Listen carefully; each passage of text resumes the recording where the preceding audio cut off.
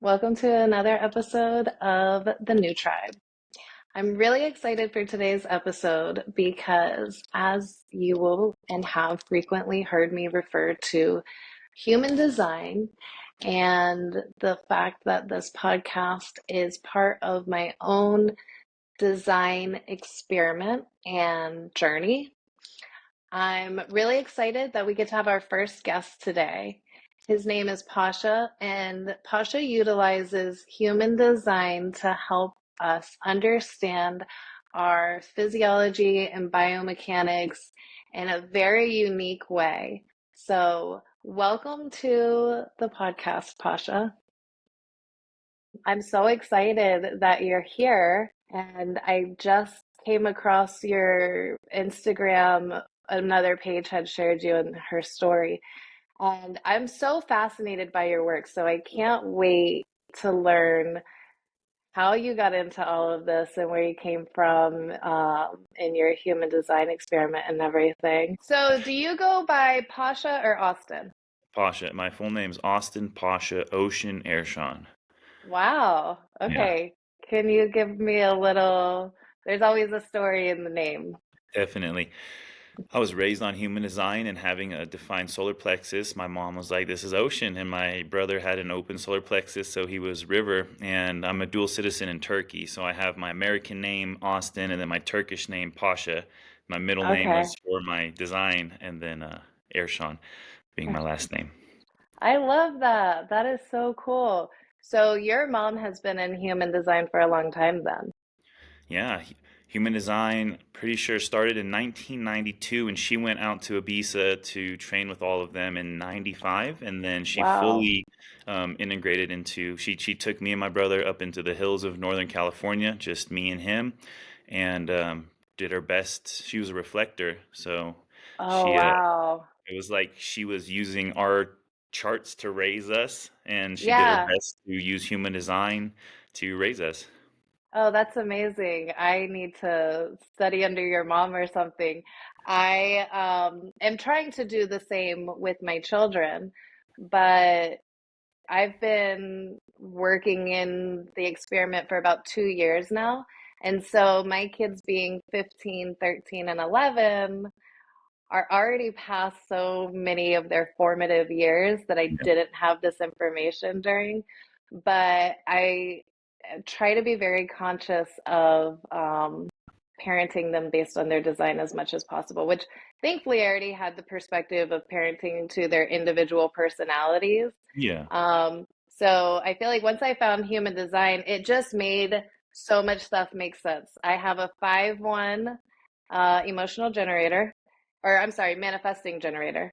Cool. And then I have a 4-2, I always get hers mixed up, manifester. Mm. And I have a 5-1 mental projector. Wow, you have a whole household of all the types. How freaking special is that? Yep. And one of my very best friends is a reflector. So I literally have connections to every type. And my boyfriend is a 1-3 generator. So You have a penta it's inside amazing. of your family. It's so beautiful. Yeah. So what, okay, before we dive much more deeply into this, I want to, let's like get into a little bit of what is human design. I know that this is becoming a much more commonly known system, but like you said, it came around in the late 80s, early 90s, I believe. Hmm. And so, relatively, it's pretty new. Yeah. And being more of an esoteric, energetic uh, point of education, it's also not commonly recognized. So, how do you describe human design? Human design can seem very esoteric on the outside. It's extremely mechanical and scientific. It's the study of differentiation. It's the study of what makes us all different. And what I loved about it was that um, in its inception, Ra took everything from the Kabbalah to the I Ching. human genetics and astrology. And he laid all those maps on top of each other and saw the congruency amongst them all. So you can take human anatomy and the stars and our chakra system, and when you lay those maps on top of each other, not side by side, but on top, you'll see what's congruent amongst those systems. And then that's universal truth. From the east to the west, there is similar beliefs and similar systems. So, I mean, everything from the body to the stars, laying those maps on top of each other and seeing what's congruent. And it's called human design. It's literally a body graph. It's about our organs, our genetics, and what makes us different, what makes you uniquely you, and how you can operate in the world with as little resistance as possible using very mechanical, scientific methodologies. That's such a beautiful explanation, and I appreciate it so much because every time I try and explain human design somebody to someone, I go all over the board. I'm like, it's this and this and da da da da da. And so thank you for being so concise in that. You're welcome. Yeah. Okay, so going back to you were raised by a reflector mother Yeah. with a knowledge of your human design. And then where does the mechanical and the physio aspect come in for you? Well, as you can imagine, I was resistant to human design at first, and it wasn't until I saw my mom living her design and getting results from it that I was like, And it was around my freshman year of high school. I would have been my freshman year of high school, but I was homeschooled. Girlfriends and society were kind of weighing down on me, and she started seeing me have these emotional outbursts. And she had already, without my knowledge, been raising me, not forcing me to do things, giving me yes or no questions, letting me ride out my waves. So she was very intrinsic about that. But when she saw that I was like getting pimples and being depressed, she was like, "Hey, here's a chart." And I was in Yeah. such a depressed state that I was like, "Oh my God, let me study that." It was just a no-brainer. And then I went really deep into it. Being a 1-3, I wanted to find the foundation of it, and to find the foundation of what makes everybody different is an endless study. So I kind of got a little bit of I don't want to say death drive anxiety. My mind kind of got a little bit panicky, and I was running my girlfriend's charts, my friends' charts, I didn't get to know people for who they were. I was using their charts, and I kind of had to give it up for 7 years. And I went to college, exercise physiology, and I really wanted to study the science of what makes us all the same to give me a foundation for what makes us all Hmm. different. So it was from the endless pit of studying what makes us all different that gave me the motivation to study the science of what makes us all the same. And when I put those two things together, I got really amazing results with myself. That's so cool. I love that you kind of did an opposite deconditioning Yeah. process, The scales but always balance in opposite. Like, if you go backwards, check the other way if you want to know how to yeah, go forward. Yeah. yeah, that's so cool. So then what is your area of education in the physio side? In the physio side, it's exercise and physiology for college, and then going off and getting as many different certifications as I could, from reading body language to biomechanics, which is what organisms do most in relationship to gravity, sensory mechanics, the function of our neurology and our organs, and put it all together to train people. I use their human design chart to let me know what part of their neurology that I need to train. And then ultimately, I teach them to walk, run, and throw with their human design embodied. It's called a body graph, it's called human Hmm. design. And yeah, that's the background is biomechanics and sensory mechanics. I think this is the future of training athletes. Uh, Absolutely. I have many professional kickboxers and golfers who are just blowing through the scene right now because of this stuff. Because it's not just fixing the body, because we're going to have behavioral traits with fixing the body. So whether it's your thalamus, gallbladder, stomach, your hands, or your face, your human design chart will give you the neurology, but it'll also give you behavioral aspects to train too. So a lot of professional athletes can get unmotivated, or they can get in their head a lot, and to give them mhm. behavioral traits along with the physical training is it's irreplaceable. That's one of the reasons that I was so fascinated by your perspective of your work because we are a family of athletes. I myself, my oldest son, my ex-husband, and my boyfriend are all athletes as far as weightlifting. My boyfriend played hockey back in Canada and golf and baseball, and we actually are just recovering from a surgery to repair an old baseball injury in his elbow. And my son is really into weightlifting and wrestling, jujitsu, all these things. So we're very active around here, which means we learn very easily and we have a really big awareness in our home of what our body's weaknesses are, Right. right? So I have a little scoliosis. I can feel it in my hips and my knees, and I have this knowing that okay, it's time for me to get myself an adjustment so I can be back in alignment. And from my perspective, okay, so one of the things that I love about your methodology is I also study the body from the perspective of what is the consistency in our machinery. Because even though we're all individuals, and that's where the energetic aspect comes in the physical side, we all run on the same kind of programming. So I love biochemistry for that reason. I grew up in a very holistic household, raised by herbalists, and I study herbalism now myself. I raise my children that way. And to understand the work of an herb, you have to understand how the biochemical components of that herb are interacting with the biochemical components of your own physical body because you are part of nature. And so, in that regard, all of our human bodies function the same way, but how they function in that way is as vastly different as everybody's personality. Absolutely. And so I was really excited to see that you're working with people from the perspective of joining together that understanding of you're a vessel and a vehicle, and all vehicles have a similar structural consistency, but incorporating, like you said, which part of the individual's makeup is influencing the function of that vehicle. Absolutely.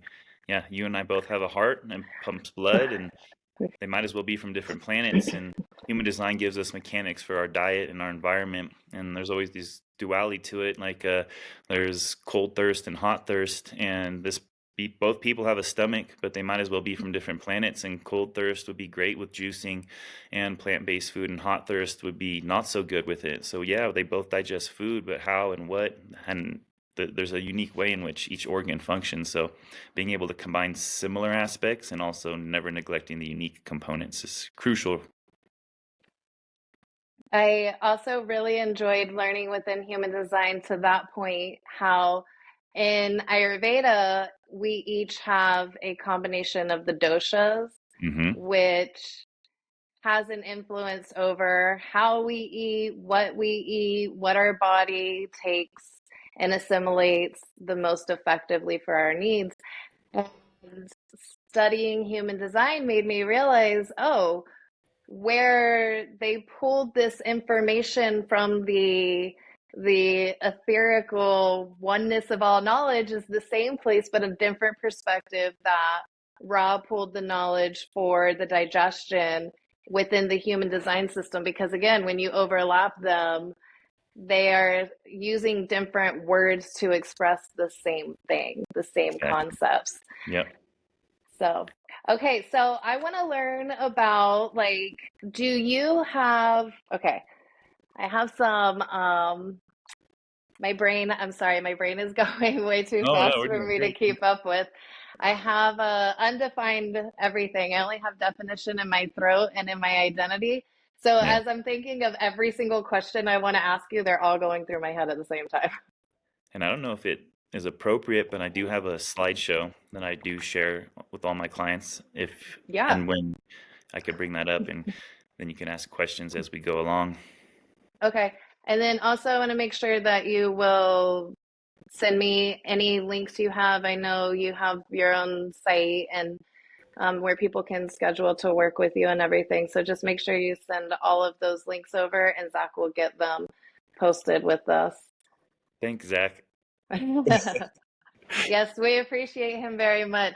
Um, Zach and I began our relationship with me on our second date, telling him about human design. Before our date, I had asked him his information, Yeah. and he was like, "Oh, she's gonna like pull up my birth chart," and I was like, "Actually, this is something totally different." And so on our second date, we went to putt putt, and we're like walking around the little putt putt course, and I'm explaining to him what being a generator means and what an aura is and all of these things. And it's like, oh, and you're a martyr also. So you can imagine this man receiving all of this information. It was like, what is this girl talking about? But now, almost a year into our relationship, we can both say, like, you were ready for this information. And the reason that you drew me into your life was only because you were ready for this information. And he had already been in his own journey, as so many of us are these days, and spent, a couple years just with himself. And so he really was just ready to open himself. And so he just completely consumed it. And that was so that was a huge thing for me to see coming into our relationship because I leaned into my human design a lot to try and help him understand myself as a projector. And I've always been very aware of my energy levels and what is necessary for me to do in order to protect and refuel my energy Mhm. because I don't function in that capacity the way that most people do, which until I discovered my human design was something that I beat myself up over mentally. You always think, there's something wrong with me. What's wrong with me? And learning human Nothing's design, wrong. nothing's wrong. And I need to rest. And I grew up, my mom's a manifester, my sister's a manifester, one of my brothers is a manifester, the other brother is a manifesting generator. So I was surrounded by a lot of manifester energy as the only projector that's like, why can't you keep up? And so that was a lot of conditioning. So coming into a new relationship, it was vitally important for me to be with someone who could, even if they couldn't understand it, just accept that I am acutely aware of my energetic needs and I will honor those above anything else. And so for him to just take in human design the way that he did, I was like, okay, this is great. And having the experience of going into a relationship by knowing our needs and our differences that will just not change. Not everything is going to be a compromise. We're not always going to want to find a way to do everything together or whatever. And defining our relationship within our own terms, not the traditional expectation of what is done and how a relationship functions. Yeah. When you get your human design chart read, it shouldn't sound like anything new. It should sound like stuff you Yep. already knew about yourself. It's like your own sheet music, and you're like, I'm very familiar with that song. Then you realize, like, I have a mechanical way that I operate, and if I'm going to have these mechanics and I'm going to need people to treat me like this, and I do that to them, and that's just how they are, and this is how I am. And then we get to enter into the relationship with that understanding, and it gets rid of a lot of resistance. I need complete Mm-hmm. understanding, and that person's a generator, and I'm a projector, and we have different ways of operating, and we know those mechanics, and we're down with those mechanics, and it redefines relationships. I I can vouch for that in such a huge way because we can now show up and support each other in a way that I've never had the concept of inside of a relationship. And that is how I'm trying to raise my kids. So I'm just amazed to hear that I've obviously never met anyone that was raised inside Right. the human design system, so I just find that so fascinating. How old were you when your mom started practicing her design? 5. I was 5. Oh, okay, wow. Yeah. So And then it's I some. got really introduced, like she really started training me in it at 7, and then she introduced me to my chart at around 14, 15 years old.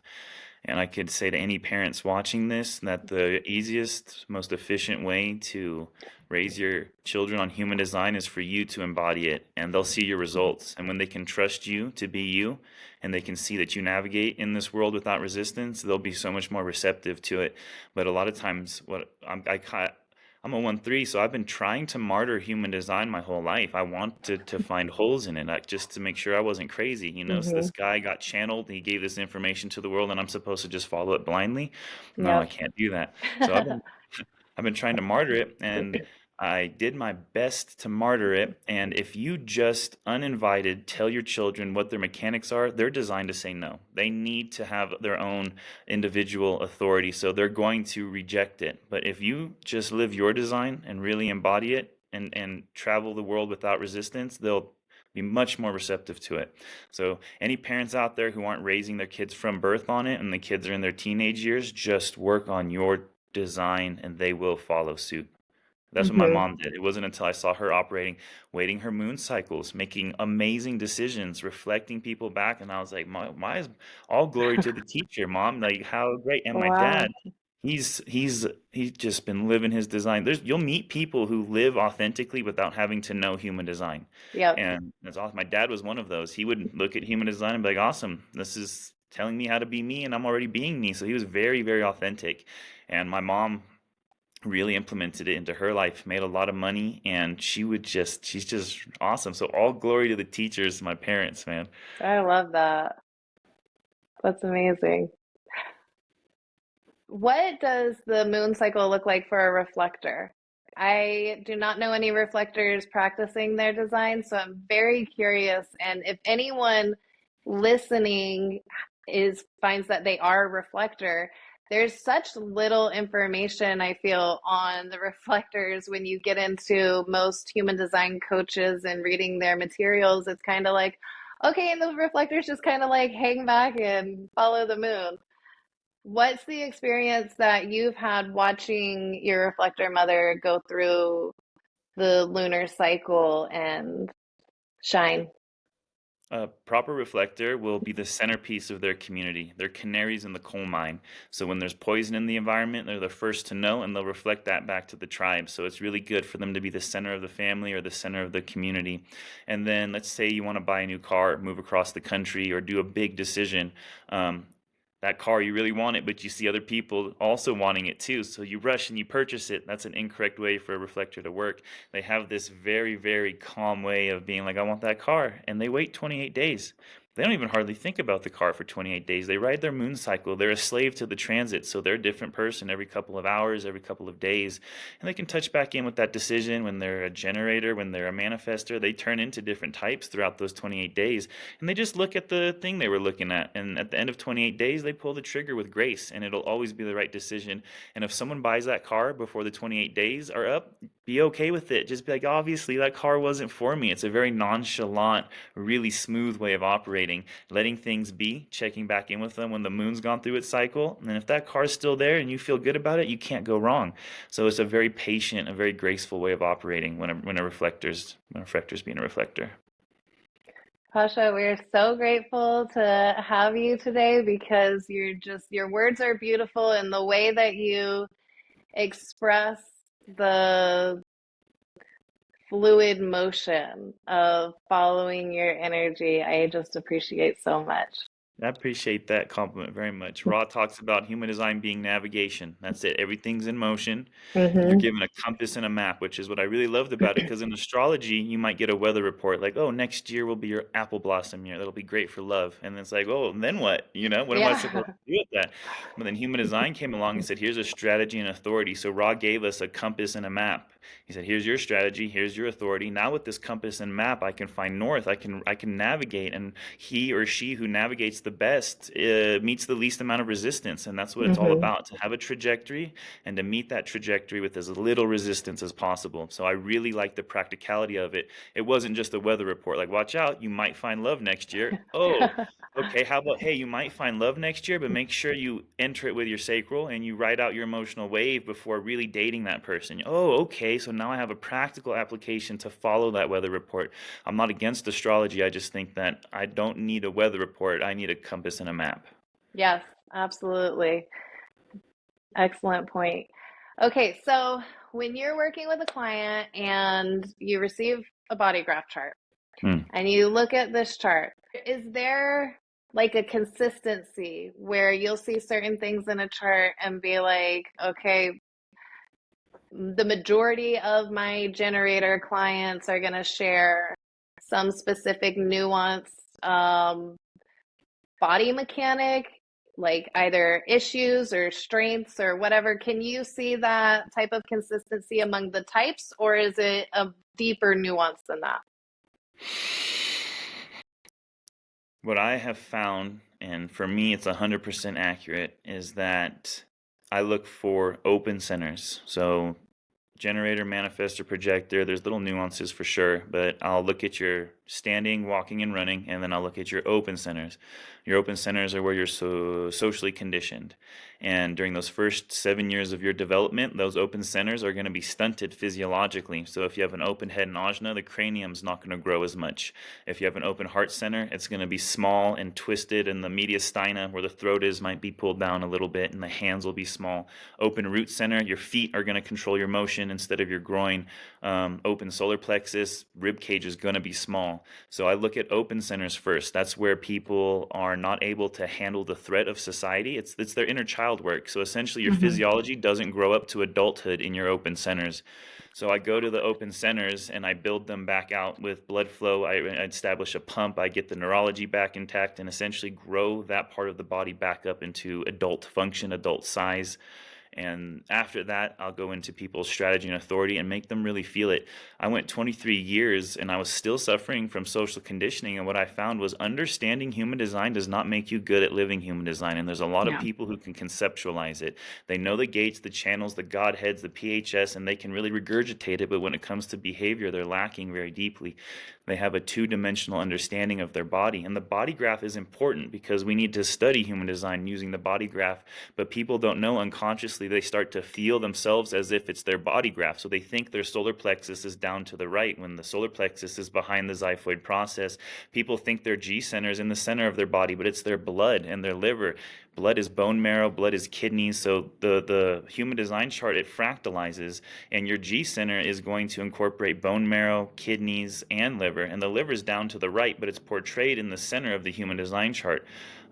So a lot of the times people get a two-dimensional understanding of their body, and it's called a body graph. You have to feel it Mm-hmm. inside of yourself. So the chart can make people misread what they're supposed to be feeling. They can also get really, really stuck in their head and ajna and regurgitate the human design very well. But when it comes to actually changing their behavior, they can't, because it's terrifying to follow your strategy and authority. Your strategy and authority will make you move across the country. It'll make you divorce your husband.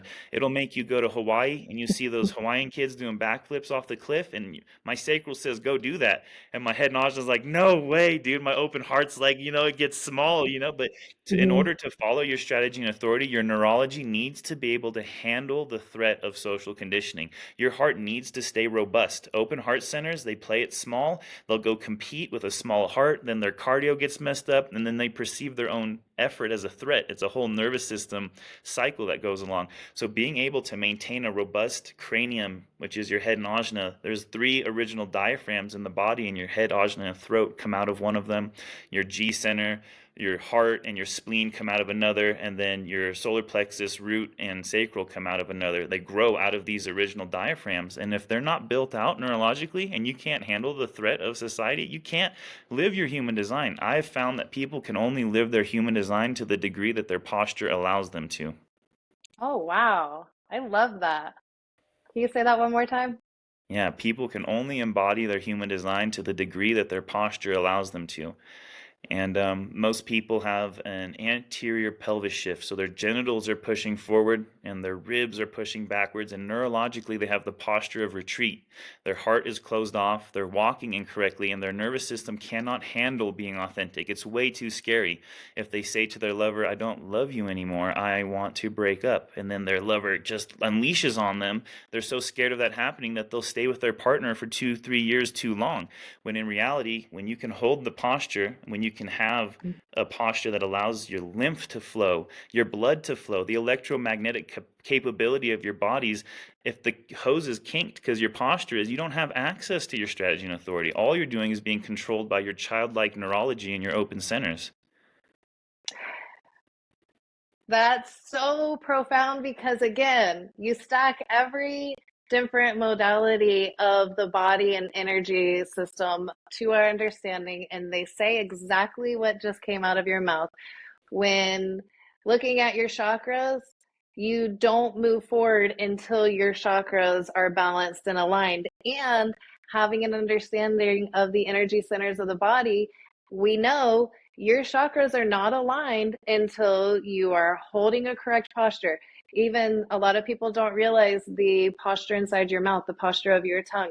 The way you hold all parts of your body affect the circulation, like you said, and to be able to have the ability to read that inside of a graph that was designed with us in our own uh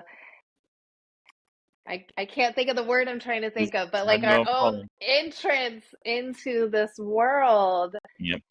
It's amazing. And gosh, I just love so much that you're teaching this. I think that the the resource that, our children and the athletes of the future have with this understanding, being able to develop their skills and their weaknesses and strengthen them from this perspective.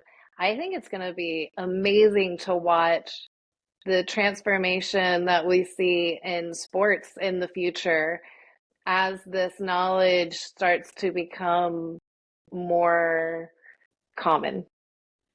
I have an open heart center and I'm a kickboxer. And my kickboxing went through the roof when I stopped competing. I know that sounds Hmm. funny because athletes compete, but I would go into a kickboxing gym and I'd see a cute girl in the corner and I had to jump rope hard to get her Yeah. attention. I had to prove.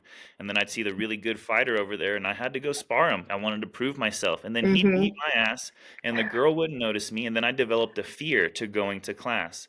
So I had to Yeah. study the neurology of my heart, how it interacts with the hands. When the heart starts to degenerate, we run to our hands to make sense of our environment. So our hands end up gripping. I want to be like this. I want to prove myself. The neurology from the heart to the hands is like twin brothers and sisters. What your heart does, your hands do, and vice versa.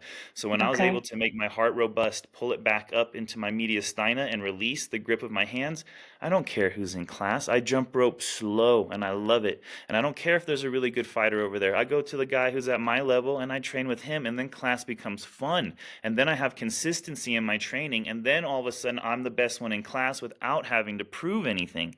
And for years, I wanted to be the best in the class, trying to prove it. It's so funny, when I let go of trying to be the best in the class, I became the best in the class. It's going to take over sports. So many people in sports hurt themselves or turn to painkillers because they're being run by their open centers. Even though they're great athletes, they get hurt, they get addicted, they get abusive, and this is what's going to change in sports. You're going to have much more integrity, much more longevity in sports because of this stuff. And this is directly aligned with what so many of the, spiritual teachers and guides and coaches are teaching about, that we see people are learning to stop projecting your energy out towards the things, the girl or the opponent, or stop working from the ego and start working from the heart and project that energy inwards. And again, you're teaching people how to do this work mechanically with their bodies. Yeah, human design is mechanics, chakras are mechanics, astrology is mechanics, it's all math, it's all science. And I didn't make the rules, but what I found is that we live in a physical world. We're not gas floating around. We're not liquid floating around. We're physical. And then you look at Hermetic principles or the seven nomadic bodies, and it's the physical that's the first one. So you have Hmm. to align the physical body first in order for emotional or mental things to become aligned. And I've done a bunch of mushrooms, and I've done the DMT, and I've done the plant medicines and the meditations and the retreats, and that stuff does not do it. That stuff absolutely does not do it. You have to align your physical body and you have to do it Hmm. unconsciously. You cannot traumatize your posture. You cannot consciously hold your posture into place. You have to go to the neurology that's pulling your posture out of place. Build an awareness with that unconscious part of your body. It's your organs that dictate your posture. When you put your organs back into place, your posture will become intrinsic. You won't have to think about it. Most people's organs are being squished into a one-bedroom apartment and they're not socializing. They're angry at each other and one of them's really inflamed and it's trying to leave and your posture ends up following the organ that's trying to leave. It tries to chase the organ that's not being met inside your body. And when you can put your organs in their own bedroom, give them their own house, then they start to self-socialize. And that's the best definition of health I've ever heard. If you ask someone to define health, they'll say, oh, good sleep, good relationships, good eating. It's a symbiotic relationship amongst your organs. When one organ produces a hormone, the other one matches with a neurotransmitter, the other one releases this hormone, and they do it symbiotically without you having to think about it. So you have to give your organs space. Essentially, you have to let go and grow up. If I could put this into four Hmm. words, it'd be let go and grow up. Find your open centers, they're your inner children, and find the neurology in the organ that's associated to that open center and study it. Find a YouTube video, find a book. Find a book on your open centers and the organs correlated to it, and you'll heal yourself for sure. Maybe you need to write this book for us. Ah, yes, I will get started on that soon. I need a Okay, ghost. I appreciate that because I could use this information. I've never seen it anywhere else. When you say, when you refer to moving your organs, do you incorporate with your clients like physical manipulation? Do you do any kind of fascia work? What does that mean when you say to move your organs? What I do is I studied craniosacral work, osteopathy, active release therapy, massage therapy, and all of these things are great. But what I do is I teach people to do those practices on themselves, and they do it with the intensity and effort as if they were working out. So to move your organs and to put them back into place is basically it's called interoception, and proprioception is knowing where you are in space. Like if I close my Hmm. eyes, I know where my finger is, I can grab it. Are you as coherent with your hand as you are with your liver, your diaphragm, your stomach, your heart? So all of these organs have a pocket in the body that they're supposed to rest in. There's chambers and cavities, and there's rooms that the organs should sit in. And when the body degrades or degenerates, everything starts to compress, fall out of its pocket, and these chambers get messed up. So I teach people how to saturate their body with blood flow and heat and basically build the pump up in these chambers and put the organs back into place and grow them back up to size. It's very proprietary drills. You won't see them anywhere else. And then I'm a 1-3 and I've studied this stuff to the core for the last 20 years. And um, yeah, and the results speak for themselves. I just have endless pictures and videos of people's bodies changing and athletes becoming better from this stuff. Yep. I have a one line as a 5-1. I can understand the depth that you go to really know what you know. Yeah, I appreciate that. And that's what's the beauty about human design. We can relate on that first Yep. line.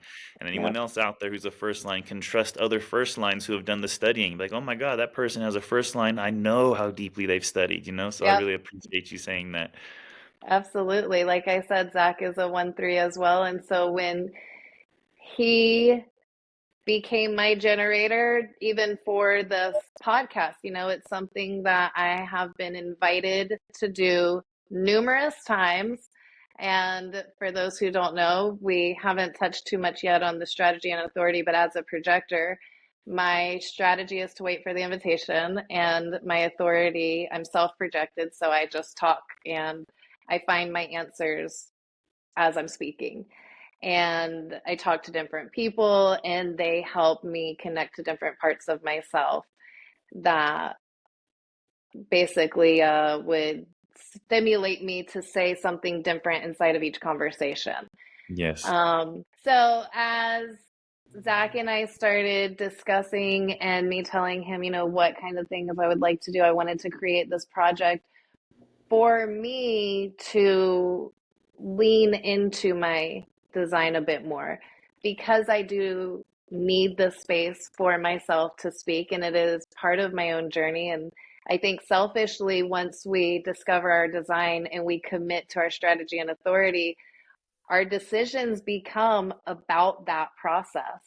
And so then, though I have been given the invitation numerous times, I could not put together the space to create this. And Zach came in, recognized the benefit to this for me and for himself and others as well. And so we developed this concept, and he has given me the energy through his generator. And in putting everything together, he keeps referring to me because he wants my final say on all of these things. And I said, no, you choose the platform, you choose how we do this, you choose how we do that. That is why, like, I know you are going to research and understand and get the best. You're going to make the best decision. I don't need to validate or question that. And so throughout this relationship and even moving into creating a project together, utilizing our individual designs have made it so fluid because we're able to recognize what one another's skill sets are. And he knows he is not going to expect from me any type of editing or like technical work inside of this. He's like, you just be in your creative zone and you provide that, and I'll provide the background and all of the stuff that actually takes it and turns it into a thing. And being able to be in a space with each other in ways where we can move into this new understanding, because for better or worse, like it or not, humanity is evolving in a really big way right now. And there's a lot of places and voices that want us to fear that and to perceive these changes that are happening from a scary, fearful kind of place. But when you really are in your own journey and you're focused inward, you can see that these changes are coming from a place of necessity. And as certain traditions and aspects of human antiquity are beginning to fall away and shed away from us, and that's scary. It's like you're talking about physically, it's a reaction to the change and the transformation. And I think what you're doing is helping people transform their bodies in a way that they can physically be supported in a new energetic life and reality and experience. Absolutely. And what you'll find is nothing's wrong. And there's supposed to be pollution. We're supposed to heat the world up. There's supposed to be heat. That's one of the only ingredients to transmutation. So nothing's wrong with climate change or pollution. There's supposed to be heat. That's how we're supposed to evolve. And with food, when it comes to sugar and salt, salt is a purifier, and sugar, they're necessary for the evolution of our species. And for people to have a nervous system that's not worrying about that stuff and just knows the trajectory of the world is going to be the trajectory of the world, and you just work on your stress response and how happy you feel on the inside and get to work. Nothing's wrong. You're Nope, just a little nothing's bit, wrong. yeah, just your nervous system might be a little bit haywire, that's all.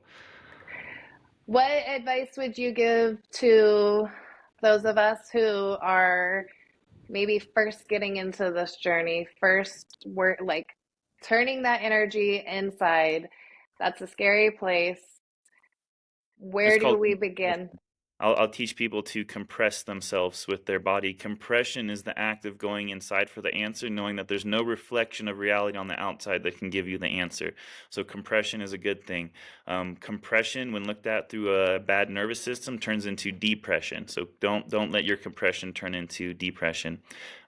So my advice would be to trust yourself. Just keep trusting yourself. You'll figure it out. I freaking promise. Just don't quit. Don't look back and just keep moving and you will figure it out.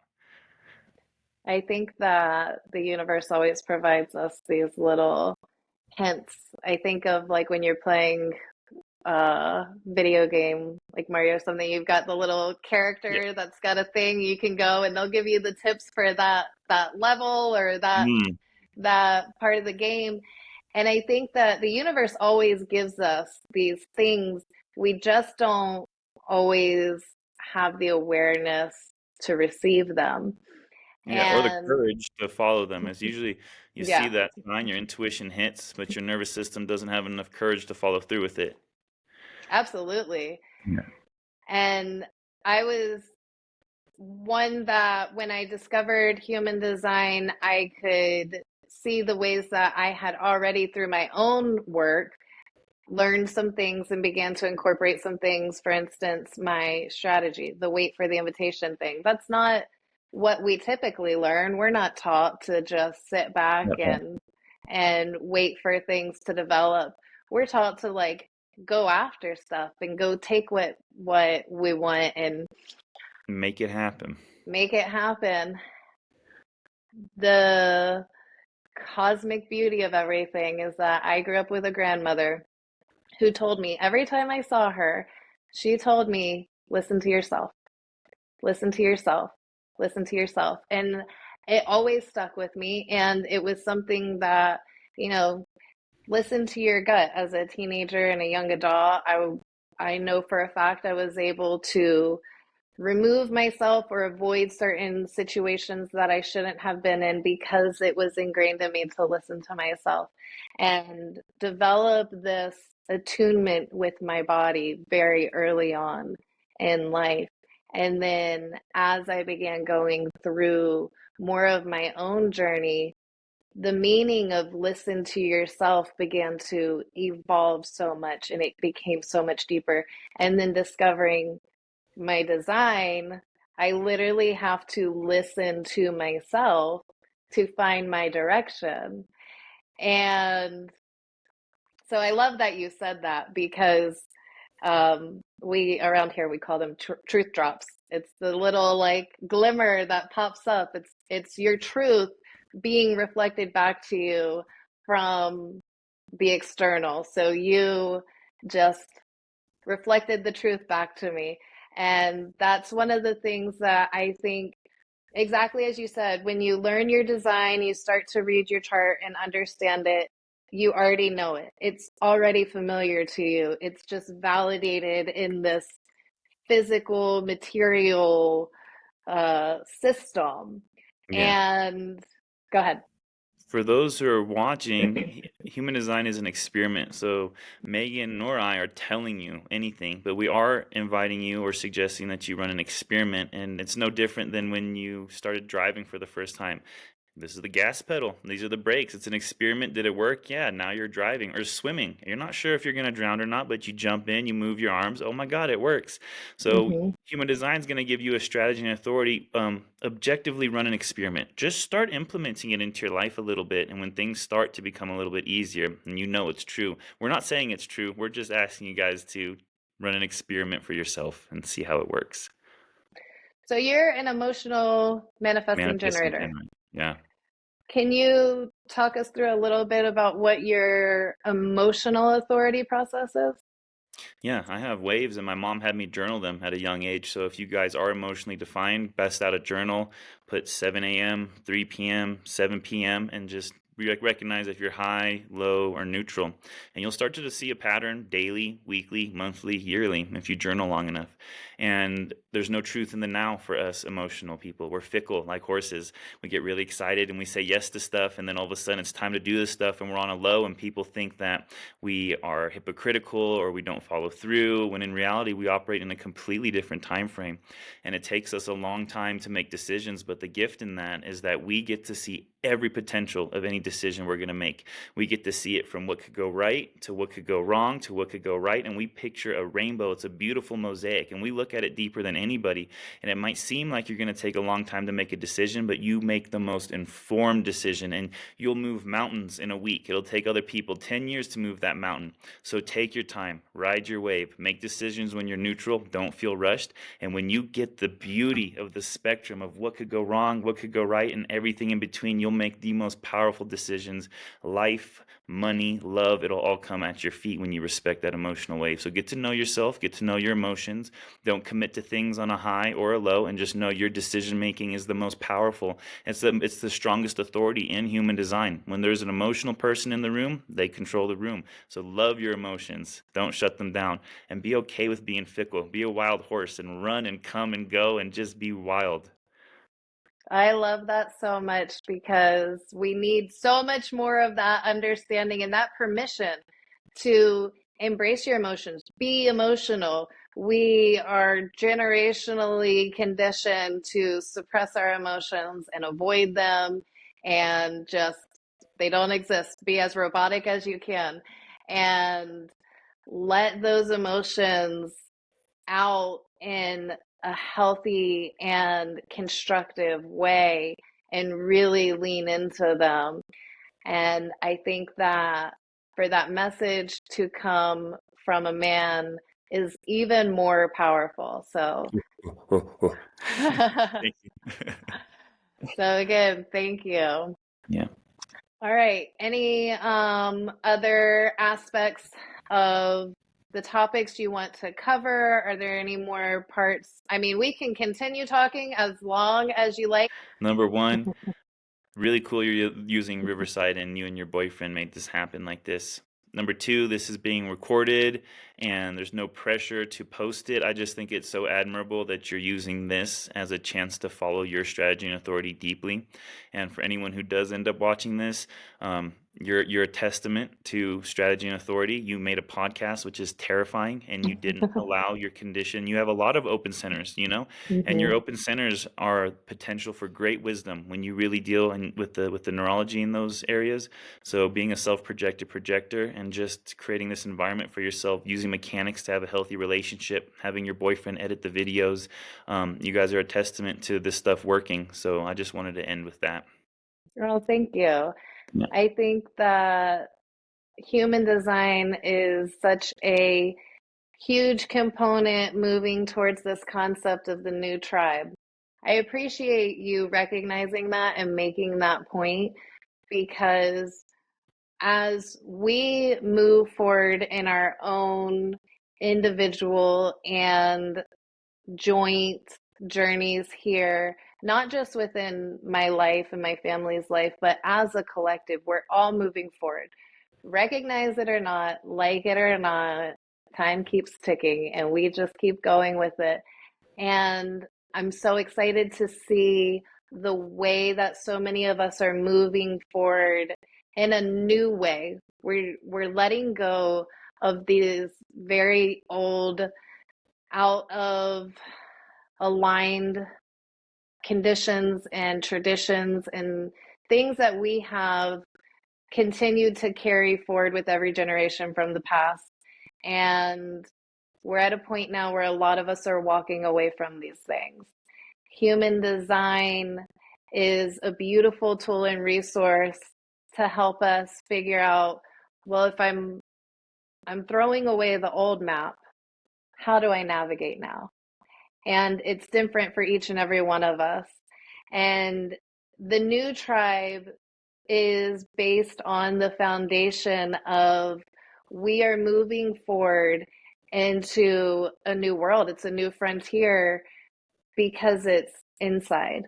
generations and generations and generations past, it's always been what's around me, what's out there. And the new frontier is inside of us. And we're doing it together as a collective. So, where we become more individuated, the new tribe is a tribe of individuals who all have something beautiful and unique to bring to the group. And being able to live that in real time as we're building the space and experience it and be the example of it, it is scary. And the ego wants to constantly be like, okay, but why? But why? Like, get over yourself and all of these things. But then I come back to, like it or not, this is what the projectors are meant to do. And from my unique perspective as a projector, I have redefined my life in every step of the way. And we won't get into it too much today, but this began with the way I went through my divorce in a lot of ways, in the way that our family is structured these days. And the invitation to podcasts has come so many times from people appreciating the way that we do life and the way that we structure our lives today without all of the influence of the expectations, and becoming an example of listening to yourself and following your own truth. And this all comes from leaning deeper and deeper into that internal knowing and understanding of what my truth is the one that matters. And what your truth is the one that matters. And that is a fact for every person. And then how we respect that and support that as a whole together. And what you're doing, I think, is so fascinating and so amazing. And I'm gonna have to send you my oldest son's chart. He's going through some things that we can't quite figure out, and knees and lower back, and so I can't wait Send it to on work over. with I'd you. love to take it. Yeah, I'll definitely take a look at it. Thank you. Yeah, this was a real pleasure. I appreciate you having me on this podcast. Absolutely. Okay, so any other bits of conversation or important points that you want to make sure we get into it? No, my sacral is fully satisfied. All right. I appreciate that. Thank you so much. And like I said, we will be launching this around the new year, and it'll be in the first 3 to 4 episode batch that I want to give enough content for consumption Yeah, yeah, no, it's because, genius to do it that way. I think it really is. well, thank you. Yeah. Um, okay, Pasha, where can people find you to follow you? What are your platforms? I'm on Instagram at Pasha_human design. And then there you can find my bio where I have a link to my online group classes and my online archive where I have all of these movements categorized with the centers and group classes already pre-recorded. So if you can't afford to do a one-on-one with me, it's about $37 a month, and you can join the archive and educate yourself through that. And are you comfortable sharing? We can cut this or not, but or just say no. Um, and if people would like to work, do you work with people in person on their mechanics, or do you do virtuals? Do you have an in-person option for locals? Yeah, I definitely do in person.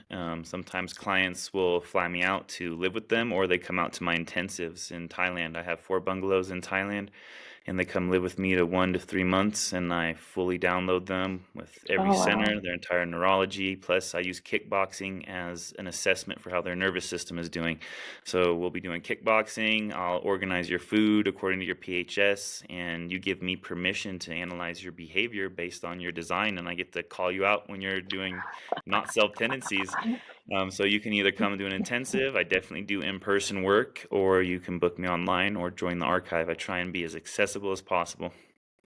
That's amazing.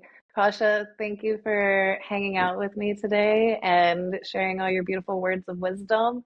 You're welcome. And I hope that you'll be back to check in with us again on the Yeah, new definitely, tribe. definitely, definitely. All right. Thank you. I All hope you right, have a Megan. wonderful rest of your day. You too. Bye bye. Thanks for joining us today for this fascinating conversation with Pasha.